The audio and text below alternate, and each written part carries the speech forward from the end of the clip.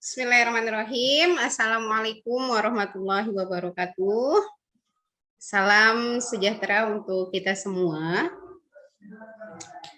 Selamat pagi adik-adik semuanya. Jadi setelah mempelajari materi pada pokok buku yang sudah ada di kelas online yang ada di library Universitas Terbuka, ada beberapa hal yang perlu saya tambahkan di materi pengayaan ini yang berkaitan dengan materi kita tentang perkuliahan evaluasi pembelajaran di SD. Tentu kemarin adik-adik sudah membaca ya, sudah membaca semua isi dari materi atau sudah membaca juga pandangan seperti apa evaluasi pembelajaran di SD. Kemudian pada saat sekarang kita akan mendalami dulu terlebih dalam yang berkaitan dengan evaluasi pembelajaran di SD ini sesuai dengan apa yang sudah kita diskusikan dan yang sudah kita baca. Ini hanya sebagai penguat dan tambahan untuk adik-adik supaya lebih memahami lagi apa isi dari evaluasi pembelajaran di SD tersebut. Baik adik-adik, jadi yang selanjutnya di sini materinya pada konsep dasar penilaian dalam pembelajaran. Jadi di materi pertamanya itu yang kita akan bahas lebih awal adalah yang berkaitan dengan konsep dasar penilaian dalam pembelajaran. Nah, sebelum kita ke materi, dilihat dulu di sini quotes of the day dari saya, bahwa adik-adik harus tahu dulu bahwasanya belajar itu pada hakikatnya adalah mengajar. Maka kita kejar dan kita belajar dengan niatan yang tulus dan juga ikhlas. Kenapa kalimat ini bisa saya tuliskan supaya adik-adik semua di sini walaupun belajarnya secara online, tapi kita tidak boleh kehilangan motivasi. Kita tidak bertatap muka, tetapi kita masih bisa belajar secara online. Itu artinya banyak hal yang harus kita luruskan gitu. Karena kita belajar di sini, saya yang sedang belajar, adik-adik semua yang sedang belajar.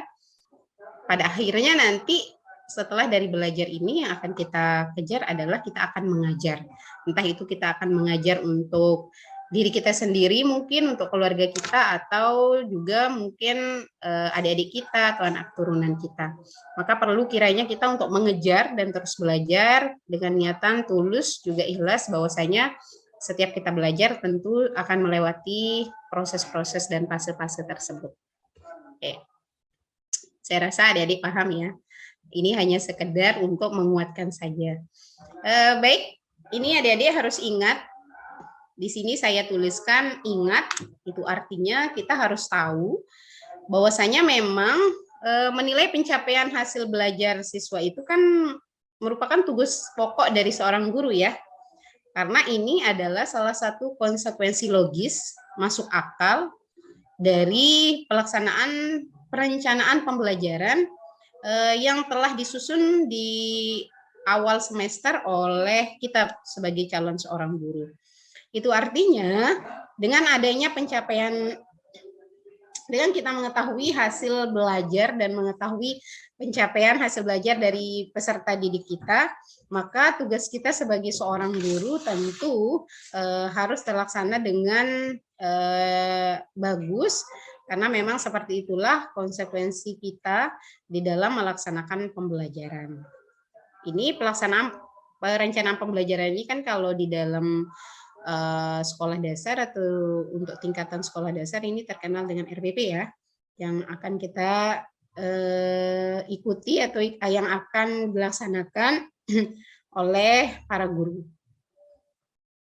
Kemudian di sini pada materi pengayaan ini yang perlu juga adik-adik ketahui di kompetensi pada suatu mata pelajaran itu ada mencakup 3 hal ya.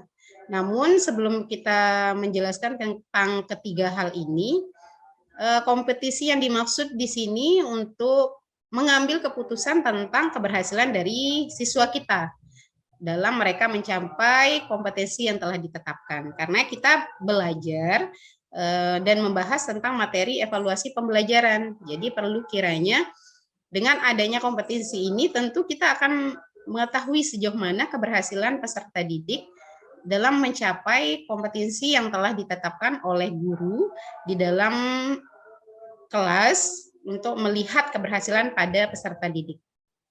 Seperti yang saya sampaikan tadi, di sini kompetensi untuk mata pelajaran itu yang pertama menyangkut tentang kompetensi psikomotor, yang kedua kompetensi afektif, dan yang ketiga tentang kompetensi kognitif. Memang ketiganya ini nggak bisa nggak bisa jauh-jauh. Jadi mereka ketiganya ini berperan aktif dan saling ikut membantu gitu, saling bekerja sama. Jadi dengan kita tahu kompetensi di bidang psikomotor ini, tentu kita juga harus tahu sifat dan sikap yang dimiliki oleh peserta didik kita seperti apa. Di samping itu, kita memang sebagai guru itu sering terpaku di sini nih, kompetisi yang ada di ranah kognitif ini. Kita sering lupa di afektif ini, padahal sangat penting apalagi di bagian psikomotor ini. Itulah kenapa adik-adik semuanya kita sangat perlu untuk mempelajari tentang materi evaluasi pembelajaran ini. Karena dimanapun kita sebagai seorang guru atau pendidik harus mengetahui sejauh mana kita akan memberikan evaluasi atau penilaian kepada peserta didik kita. Jangan sampai kita memberikan penilaian hanya sebatas di bidang ini saja, afektif saja, tetapi melupakan kompetisi kognitif dan juga melupakan kompetisi pada bidang psikomotor. Kalau siswanya berhasil, tentu kan rencana pelaksanaan pembelajaran yang telah dibuat oleh guru itu berjalan lancar dan berjalan bagus, ya kan? Nah, makanya di sini pada suatu pelajaran itu memang mencakup ada kompetisi psikomotor, kompetensi afektif, dan juga kompetisi kognitif. Adik-adik semuanya, di sini dilihat, kompetisi yang harus dikuasai siswa untuk setiap mata pelajaran tidak sama, tergantung pada karakteristik pelajaran tersebut. Kenapa? Kenapa di sini dikatakan bahwasanya kompetisi yang harus dikuasai siswa di setiap pelajaran itu berbeda? Tentu karena hal yang ingin dicapai pada setiap mata pelajaran itu berbeda-beda. Sehingga karakteristik pada pelajaran ini memiliki kompetisi yang berbeda yang harus dikuasai oleh siswanya. Karena kita sebagai seorang guru sebelum mengajar memang perlu kiranya untuk mengetahui karakteristik peserta didik kita seperti apa. Jadi kita tidak bisa menggunakan strategi yang sama untuk kita ajarkan kepada peserta didik apabila mereka memiliki karakteristik yang berbeda-beda. Karena pemahaman dan tingkat mencerna pelajaran peserta didik itu berbeda-beda.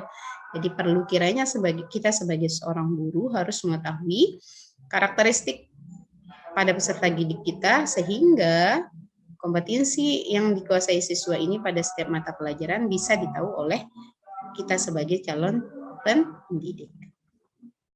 Baik, selanjutnya, nah ini untuk mengetahui apakah seorang siswa sudah berhasil mencapai kompetisi atau belum, diperlukan informasi hasil belajar. Informasi hasil belajar ini ternyata diperoleh dari tagih-tagihan yang harus dipenuhi oleh siswa. Kenapa di sini dikatakan tagihan-tagihan? Nah, bisa kita lihat di sini adik-adik.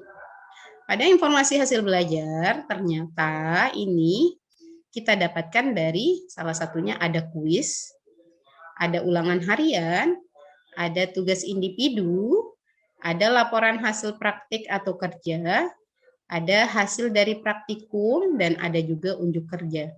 Itu yang di sini yang dimaksud dengan tagih-tagihan yang harus diperoleh oleh siswa atau peserta didik kita. Dari informasi hasil belajar ini, tentu kita akan mengetahui alat ukur atau penilaian yang valid dan reliable yang akan kita gunakan ketika kita bertemu atau menghadapi peserta didik kita. Dari kuis misalnya contohnya, apakah dari kuis ini kita bisa mendapatkan informasi hasil belajar peserta didik kita? Ya tentu bisa, ya kan? Nah, ini yang 6 ini hanya salah satu ya. Hanya contohnya dan bisa digunakan salah satu. Jadi kita bisa mendapatkan informasi hasil belajar peserta didik kita ini dari ini. Dari ulangan harian kita bisa tahu nggak pencapaian peserta didik kita, apakah dia udah paham dengan materi yang kita jelaskan atau kita ajarkan. Tentu jawabannya iya, ya kan? Kemudian dari tugas individu, biasanya ini kita berikan tugas PR yang dikerjakan di rumah, dan lain sebagainya. Apapun itu yang terkait dengan tugas individu yang dikerjakan oleh peserta didik. Kemudian laporan hasil praktik atau kerja, seperti apa. Kemudian ada praktikum, dan ada juga unjuk kerja. Jangan terlalu panjang, uploadnya sudah susah. Oke. Selanjutnya ada alat penilaian. Di sini alat penilaiannya ada tes, tentunya paper dan ini untuk mengetahui hasil belajar pada ranah kognitif dan keterangan sederhana. Kemudian ada non-tes. Ini untuk kita dapatkan proses dan hasil belajar dari ranah afektif dan psikomotor. Alat penilaian ini digunakan untuk mengetahui hasil belajar siswa. Tuh. Nah, di sini kita harus mengetahui konsep dasar penilaian pembelajaran yang merupakan syarat wajib bagi seorang guru. Di sini juga pemahaman konsep ini sangat penting diperlukan untuk guru sehingga memiliki dasar yang kuat dalam menilai hasil siswa dalam belajar. Oke, itu saja adik-adik semuanya. Selamat belajar, semoga berhasil dan dimudahkan semuanya. Amin. Terima kasih. Assalamualaikum warahmatullahi wabarakatuh.